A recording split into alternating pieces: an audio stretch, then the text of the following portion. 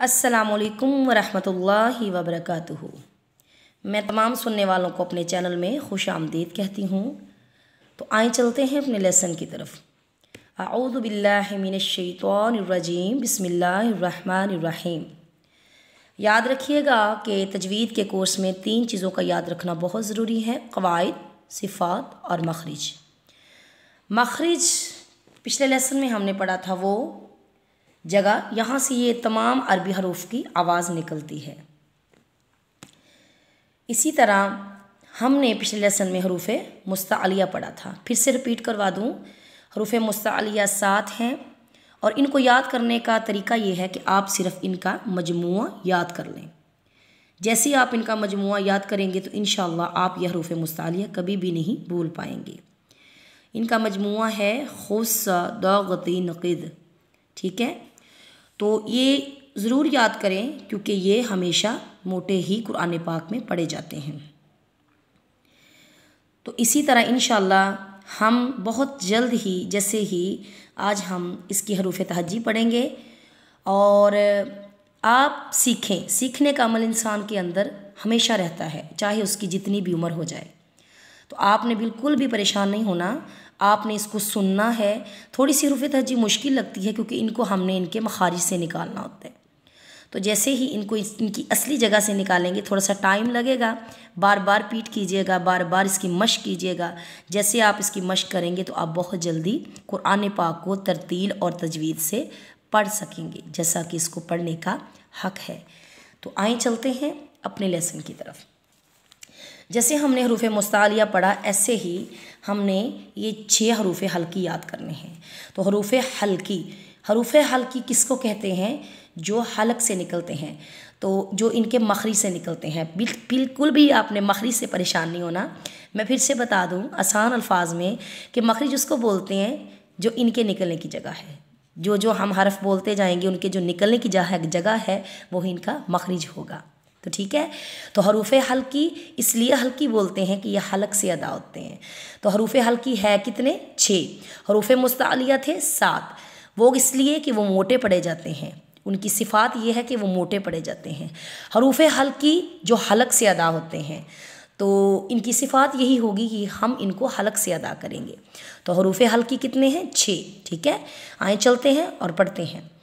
हमज़ा, हा, ऐन, है, गैन, खा। ठीक है, आए इनकी अब मखारिज की तरफ चलते हैं। तो ये हलक से मतलब गले से अदा होते हैं। तो ये 6 हैं, ये देखिए, हमज़ा, हा, ऐन, है, गैन, खा।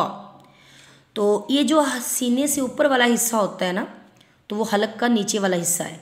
ठीक है, सीने से ऊपर जब शुरू होती है हमारी हलक, वो हलक के नीचे वाला हिस्सा है। तो अब चलते हैं और इन हरूफ के मखारिज से इनको अदा करते हैं। हमज़ा, आप ना ऐसा करें कि अपनी उंगली को हलक के नीचे वाले हिस्से पे रख कर देखें कि वाकई वहाँ से आवाज़ आ रही है। तो बार बार रिपीट करने से आएगी, एक दफ़ा नहीं, बार बार रिपीट करने से आएगी। हमज़ा, हा।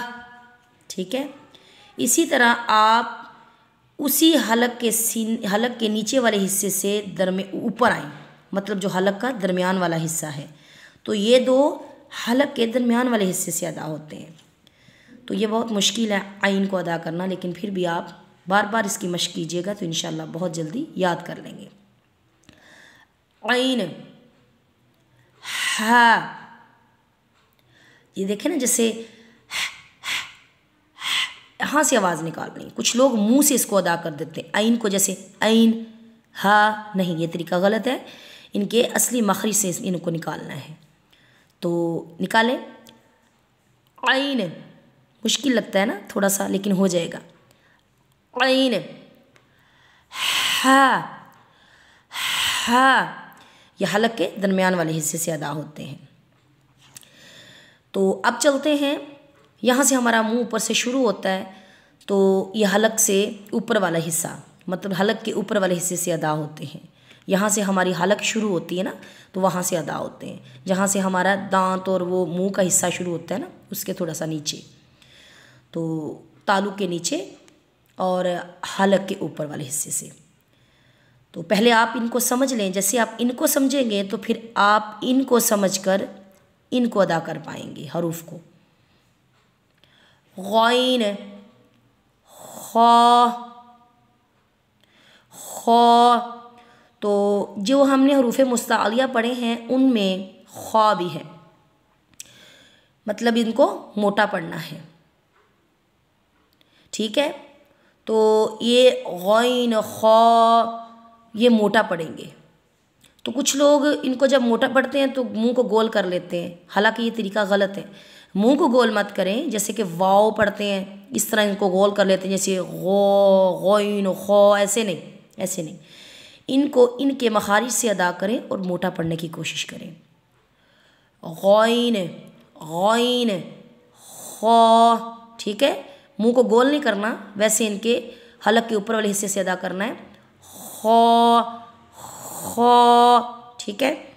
तो इंशाल्लाह इसी के बाद जो हमारा जितना भी रह गया है वो हम अगले लेसन में पढ़ेंगे।